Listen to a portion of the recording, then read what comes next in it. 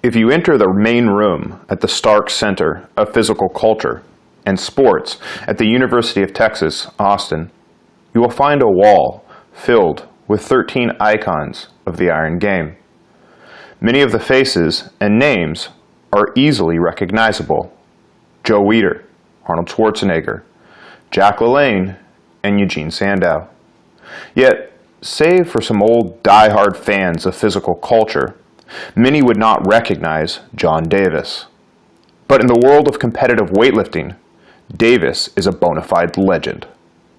Long before Brooklyn was the epicenter of skinny jeans, bad facial hair, man buns, and ironic tattoos, it was the hometown of lifting legend John Davis.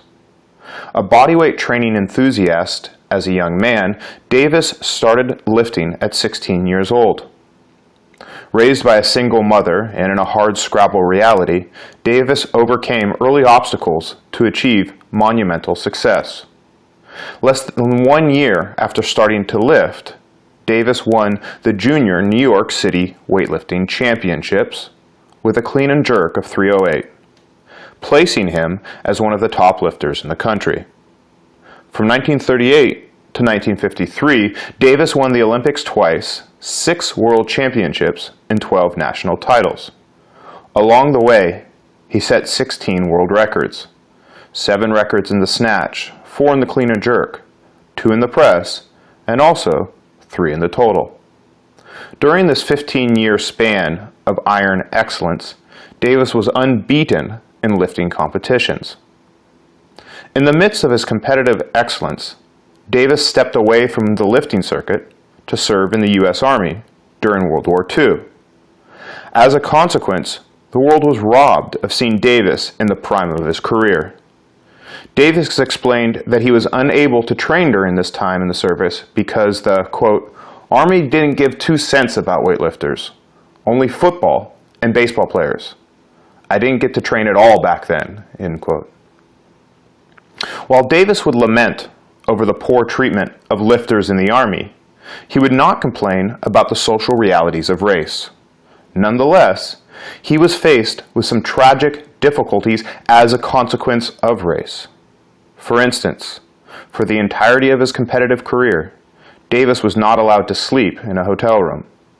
Instead, he would have to sleep outside in a truck, or sometimes stay at a friend's house. At the iconic York Barbell Company gym, he experienced hostility in the form of a weight plate thrown at his head. He would often have to miss meals because many restaurants would not serve him. But rather than allowing himself to be imprisoned by the terrible realities of narrow-minded racism, Davis pursued and achieved success. Some of his best lifts include a 320-pound snatch and a 401-pound clean and jerk, making him the first man to break the 400-pound barrier. After a career-ending leg injury at the 1956 Olympic trials, Davis stepped down from international weightlifting. He would work as a correctional officer in New York before retiring to New Mexico and passing away in the garden of an Albuquerque nursing home in 1984. However, his legacy endures in the world's words of old-time iron game enthusiasts, like the famous Olympian Tommy Kono, who said John Davis, more than anyone else, set the standard for me to follow in the sport of weightlifting. For more of these stories from Physical Culture, click subscribe.